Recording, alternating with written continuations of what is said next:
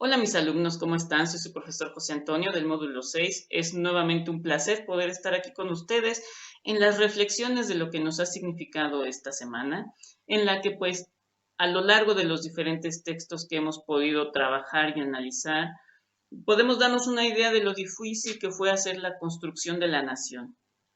Si bien mucho de lo que ustedes hablaron en el foro fue de pues cómo ha sido la vida de nuestros héroes y que estos han tenido pues una serie de errores que finalmente son de carne y hueso, que no todo lo hicieron perfecto y que incluso generaron mucha violencia dentro de un Estado nacional que emergía y que procuraba crear instituciones sólidas. Sin embargo, la creación de estas instituciones sólidas siempre se hizo a través de una serie de disturbios y de problemas que propiamente dejó a la nación exhausta económicamente, a una sociedad en descontento, una serie de circunstancias que impedía que la nación institucionalmente se le tuviera confianza y que de ahí se le siguiera teniendo una enorme fe, una enorme confianza al credo católico, que era el que propiamente manifestaba pues ni siquiera el 95% de la población, sino que el 100%, y eso tiene mucho que ver con historias del siglo XIX que por el momento ya no voy a desarrollar mucho. Lo que sí podemos ver es que, como bien nos lo comentaba Andrea, algo que sorprende mucho es seguir viendo en la Constitución que se nombra a Dios como un ente que respalda lo que la Constitución de ella emanaba. ¿Esto a qué responde? A que desafortunadamente no se podía hacer a rajatabla el corte y la aniquilación del credo católico, de la doctrina católica de la mente de la sociedad mexicana, ¿a consecuencia de qué? Pues precisamente de que se toca algo que se llama lo vivo. Y lo vivo quiere decir que cuando nosotros violentamos a la sociedad en ese sentido, es decir, en lo vivo, es porque es presente, se siente, es tangible y está en todo momento de la vida. Cuando, por ejemplo, nosotros nos metemos con la figura de Jesús y la erradicamos del pensamiento, pues encontramos una enorme resistencia por parte de la sociedad porque se les pega en lo vivo. Jesús está presente, Jesús se manifiesta, Jesús nos aconseja, Jesús nos acompaña, es decir, es un ente que se encuentra prácticamente en todos los aspectos de nuestra vida y que nosotros como sociedad laica, digamos, ¿saben qué? Lo vamos a hacer a un lado porque eso no funciona, es violentar a la sociedad. Y es ahí cuando nosotros debemos de tener mucho cuidado porque el término por eso se usa, les damos en lo vivo, en lo que existe, en lo que se siente. Es bien importante también mencionarles algo. Dentro del foro se hablaba de Miguel Hidalgo y de todo lo que fue. En primer lugar, estoy muy enojado porque estuve buscando mi libro de Miguel Hidalgo y resulta que no está, alguien se lo llevó y necesito encontrar quién fue, pero bueno, el caso es que tratando de hacer un esfuerzo en una remembranza, Miguel Hidalgo fue una figura que estuvo en el momento y en la circunstancia, más no él quería estar ahí. Miguel Hidalgo es una figura muy extraña que se ha encumbrado. En primera, no era muy viejo, pero para poder mencionar al padre de la patria, pues la historia nacional lo hizo como un poco avejentado. Era entre cuarentón y cincuentón. No era un hombre realmente viejo como lo vemos en las distintas ilustraciones del Hidalgo, pues ya encanecido, calvo, ya avanzado de edad, pero con un enorme sentido nacionalista. Miguel Hidalgo fue un criollo que con muchos trabajos se abrió camino vendiendo pedacería y una serie de cosas en Colima, es decir, fue un hombre pobre y que se metió a estudiar a la Universidad Pontificia de México, pues era lo único que daba propiamente instrucción en aquel entonces, o te hacías militar o te hacías sacerdote. Miguel Hidalgo fue sumamente mujeriego. Entre esas cosas le encantaba jugar a las cartas. Poco a poco, a través de su trabajo y de sus conocimientos para dedicarse a la vida doctrinaria, además era politólogo, él podía hablar varios idiomas, leía y escribía el italiano, leía y escribía el francés, hablaba el español y poco a poco se fue acercando a las lenguas indígenas, en la que parece ser que él también dominaba el otomí. Entonces, eso le daba una enorme cancha para poderse desenvolver. Y sí, sí, claro, estudiaba algunas ideas de tipo y corte liberal, pero no era propiamente lo que él quería. Sin embargo, como él se hizo de tantas deudas, le dijeron que probablemente lo mejor que él podía hacer para liberarse de esa deuda era liberar al país del yugo español. Algo que debemos de mencionar es que estas ideas no fueron propiamente de él. Y no me quiero alargar mucho, pero hay un hombre que es considerado el verdadero padre de la patria, que se llamó Epigmenio González.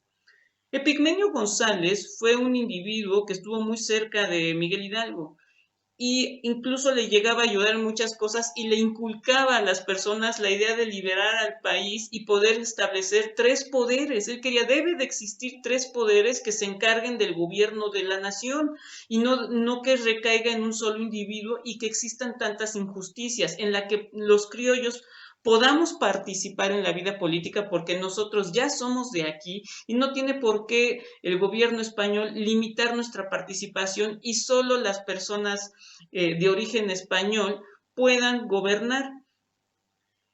Empieza, no les voy a hacer el cuento largo, empieza la conspiración, ahí vemos a doña Josefa Allende, que mis respetos para Allende. Allende, hay que decirlo también, no soportaba a Miguel Hidalgo, incluso intentó envenenarlo como 3 veces, porque Miguel Hidalgo era un estorbo, pero Epigmenio empezó a apoyar estas ideas conspirativas, incluso arriesgó su vida, logró robarse una imprenta. Imagínense lo que era robarse una imprenta cuando estaba tan en el control del gobierno, incluso el gobierno pegaba de gritos y decía, ¿cómo es posible que se hayan hecho de un instrumento tan poderoso?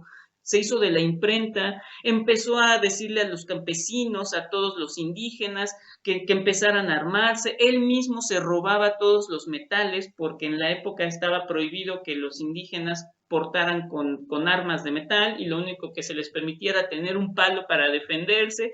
Y ahí ven Epigmenio robándose las armas, se hizo de un cañón, o sea, una cosa impresionante. Empezó a organizar todo, él mandaba la correspondencia a la corregidora y todo, él mismo establecía los planes de acción y cuando se viene el descubrimiento de la conspiración, agarra y le dice a Hidalgo, órale, vas, pero yo tengo mucho miedo, yo no me atrevo, no, vas tú, no, hazlo tú, no, yo no puedo, tú eres el cura, solo a ti te van a hacer caso, por favor, mira, agárrate esta cosa que es el estandarte y sal y pega el grito, y que así se da el grito de independencia. Un Hidalgo atemorizado, pero obligado y empujado por Epigmenio para que empezara con este movimiento, con esta revolución, con esta guerra que iba a liberar supuestamente del yugo a la Nueva España. Y ahí ven Epigmenio, en cuanto da el grito, él mismo empieza a darles las antorchas a los indígenas y todo el pueblo sublevado siguiendo al cura Hidalgo, que comienza toda esta situación. Y ahí ven Epigmenio, en las mismas conspiraciones, y empezó a hacer una serie de redacciones y de cartas y le dijo a Allende, mira, esta es como tenemos que llevar a cabo la acción, debemos atacar aquí, ataquemos allá, vamos a dividir el ejército realista para que pues, nuestra insurgencia pueda tener mayor capacidad, porque finalmente tenemos a un pueblo todo desordenado que no está adiestrado para la guerra, entonces tenemos que aprovechar todo, mira, ya estudié el terreno, hay un cerrito. Entonces Epigmenio fue un hombre sumamente dinámico que estuvo en todo el movimiento independentista hasta que fue capturado. Fue capturado y lo llevaron a San Juan de Ulúa y ahí lo metieron. Era tan peligroso Epigmenio que adentro de la cárcel ya estaba también causando un movimiento, empezó a causar disturbios, todos los reos estaban azotándose en las rejas y dijeron, ¿saben que este es un hombre muy peligroso? Hay que llevarlo a España. Precisamente cuando es capturado Epigmenio, porque lo agarraron haciéndose de las armas y cuando lo emboscaron en su carroza, pues lo bajaron y vieron que la carroza tenía como un doble fondo y cuando lo abrieron se encontraron con todo el armamento, las cartas, una serie de cosas y pues obviamente fue inculpado, lo llevaron al encierro y en ese preciso instante es cuando Hidalgo pierde en el Monte de las Tres Cruces. ¿Por qué? Porque ya no tenían Epigmenio. Y entonces Hidalgo, todo miedoso, ya estaba ahí en la Ciudad de México, en la puerta. Ya, o sea, el movimiento de independencia pudo haber terminado en un año, pero se le arrugó la sotana, como dicen algunos, y ya no tuvo el valor y salió huyendo. Allende no lo podía creer. Allende estaba que se lo llevaba el tren, pero finalmente Allende pues tenía que aguantar porque era el cura Hidalgo el del movimiento, realmente era el pueblo el que lo seguía a él y Allende pues no, realmente no, a pesar de ser un militar de escuela, él no podía hacer nada y se tuvo que ir junto con Hidalgo huyendo y al final pues los capturan, los ejecutan y pues ahí los tenemos después en la Lóndiga y finalmente Pigmenio al querer hacer toda esta movilización dentro de la cárcel, pues las autoridades virreinales decidieron tomarlo y llevarlo al exilio, a España. Y ahí pasó prácticamente muy buena parte de su vida, y hasta 1836 lo liberan. No les voy a hacer el cuento largo, el caso es que lo liberan viejo, enfermo y empobrecido, y empezó a trabajar en el puerto y hacer una serie de actividades pues como de pepena, desafortunadamente, pero logra hacerse del dinero y viajar nuevamente a México, en donde llega a Querétaro en el espacio en el que se establecieron los poderes. Y entonces él va llegando y lo primero que hace es buscar el Congreso, porque sabía que ya la Nueva España no existía y había un México independiente, enfermo, cojo, porque prácticamente tenía un problema de cadera, se encuentra ante el Congreso, lo mira, le empiezan a rodar las lágrimas en los ojos, pero como estaba vestido como pordiosero, llegó pues algún oficial de ese momento y le dice, ¿quién eres tú? Y él con las lágrimas en los ojos le dice, yo soy el verdadero padre de la patria. ¿Cómo que el verdadero padre de la patria? ¿Cómo te llamas? Epigmenio González. Y entonces aquí está la lápida en donde está esculpido todos los nombres de los que han sido parte de este movimiento liberal, y en el que ni siquiera tú figuras, y además todos ellos murieron en la gloria. Y él dice, pues yo soy el verdadero padre de la patria. Y entonces el oficial enojado le mete una patada y es lo último que volvemos a saber de Pigmenio González.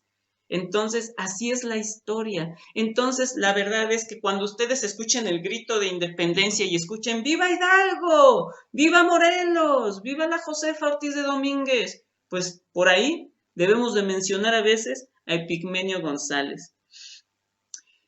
Esto es algo que yo les quería contar. También quiero decirles que me da mucho gusto que les haya gustado tanto lo del Tlaquiminoli. El Tlaquiminoli lo hice con una intención, para que vean que es inculcar de una forma más dócil, amigable, sin decirle, es que muchachos, desen cuenta de la importancia de lo que son nuestras raíces. No, es demostrar con hechos que un objeto como el tlaquiminoli puede ser valorado cuando éste se explica adecuadamente. Igualmente debo de decirles que en mi casa, que es su casa, por supuesto, mi madre en algún momento quería incinerarse y tener su urna, pero en ese momento le decía, pero ¿por qué no lo haces como nuestros antepasados? La verdad debo de reconocer que luego cambio mucho el destino de las cosas. Y le dije, mira, que te entierren en el vientre oscuro y fresco de una vasija de barro, porque a ti vuelvo arcilla, de ti soy polvo y a ti regreso. Y le empecé a contar este párrafo, esta canción que se hizo con la intención de que podamos valorar nuevamente esas raíces. Entonces mi madre ya no quiere estar en una urna. Ella misma ya está buscando y le estoy ayudando a conseguir su vasija de barro, porque volverá al vientre oscuro y fresco de una vasija de barro. Entonces, eso también se los quiero transmitir a ustedes, y por supuesto a ver si les puedo poner algunas imágenes de las vasijas de barro que se llegaron a utilizar y de algunas ideas que ustedes podrían adoptar, si también les gustaría, si es que ustedes en algún momento está en su decisión la incineración. Ahora, la secularización. Algo que es muy importante es que el Estado laico tiene su dinámica, y hablar del Estado laico podría yo dedicarle toda una vida y no terminar. El Estado laico nace con una idea de Spinoza, que fue un judío que decía que el Estado debería de fluir de manera independiente, y me parece que Spinoza es del siglo siglo XVII, él es del siglo XVII. Desde entonces ya se estaba empezando a gestar que el Estado nacional debía de estar así, pero él fue el primero en dar esa idea del Estado laico. La palabra laico se le acuña a Spinoza. Sin embargo, también otras palabras han surgido a partir de las distintas dinámicas que la sociedad tiene. Entonces, vemos, por ejemplo, a una universidad como la UNAM, que es laica, de libre cátedra, autónoma, pero que, por ejemplo, pues, los trabajadores y algunos maestros, ustedes van por los pasillos y ahí ven su nacimiento, por ejemplo, van al área de almacén, que, por ejemplo, algunas veces yo he ido y pues ahí tienen los trabajadores que trabajan con herramientas, pues, peligrosas, pues tienen ahí su nicho de su virgen, le ponen su veladora.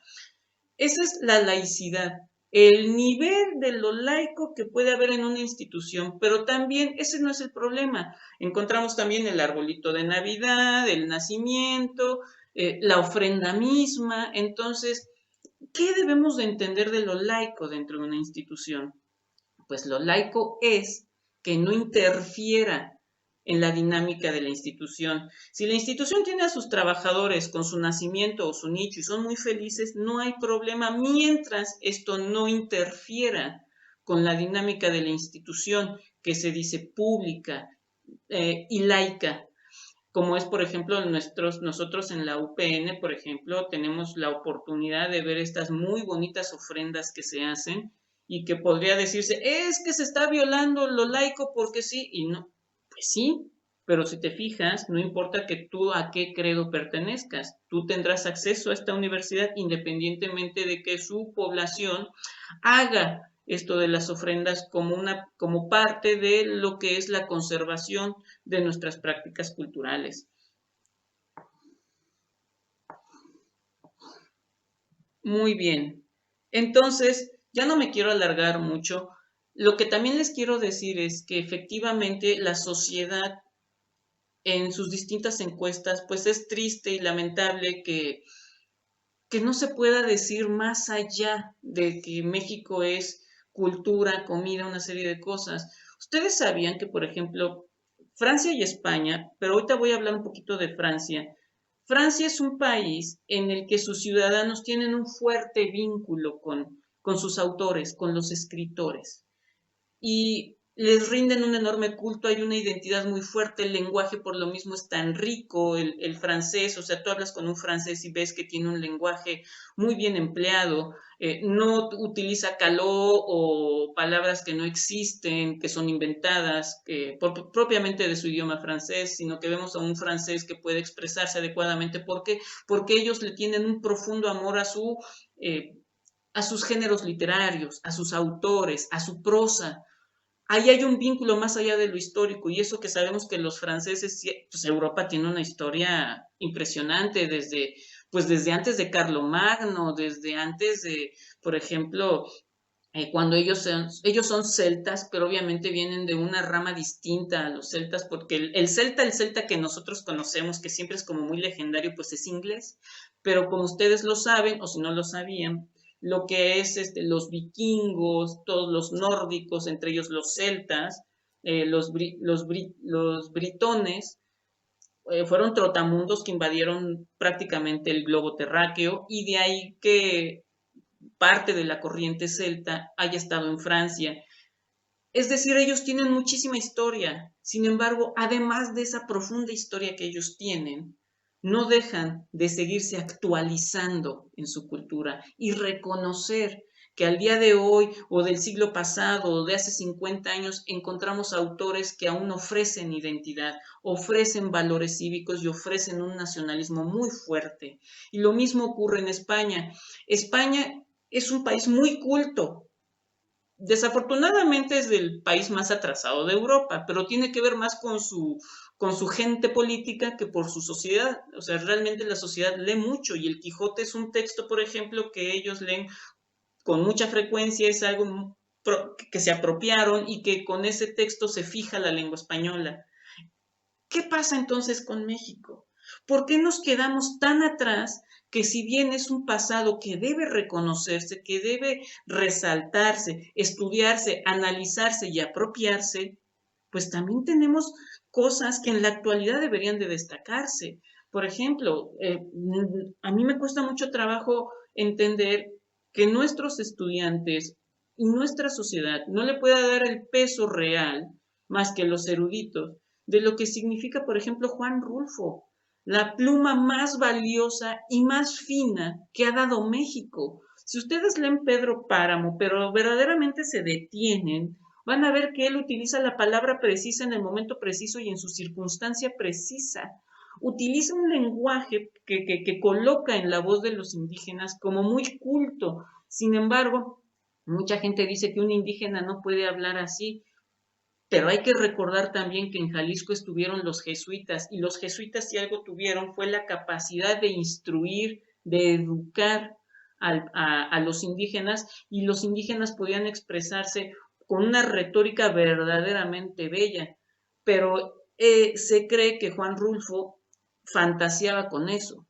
Y de verdad, yo les aconsejo que lean mucho a Juan Rulfo y sobre todo, pues Pedro Páramo, que es su obra más importante. Por supuesto, El Llano en Llamas, pero El Llano en Llamas son cuentos cortos y requiere una mentalidad distinta porque el cuento es complejo, el cuento requiere un esfuerzo mental que cuando tú ya configuras al personaje, cuando tú ya tienes la imagen de determinado actor del texto literario, pues ya se acabó el cuento.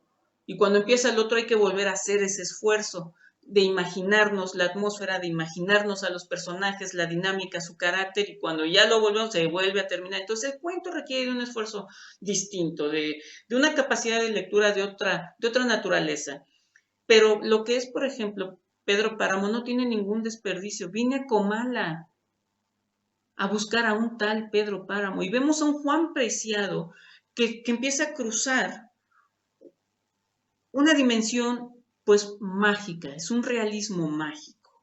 Y tiene unas frases y unos eventos en el que, por ejemplo, vemos a un Miguel Páramo, hijo de Pedro Páramo, que es verdaderamente violento, un Miguel Páramo que Juan Rulfo utiliza para demostrar la violencia de muchos de los revolucionarios y esa mentalidad del hacendado potentado que no se tocaba el corazón para hacer daño a todo el que estaba cerca. Y ahí vemos a un Miguel Páramo violador, a un Miguel Páramo asesino, a un Miguel Páramo poderoso que amedrentaba a todo el pueblo, y va en su caballo.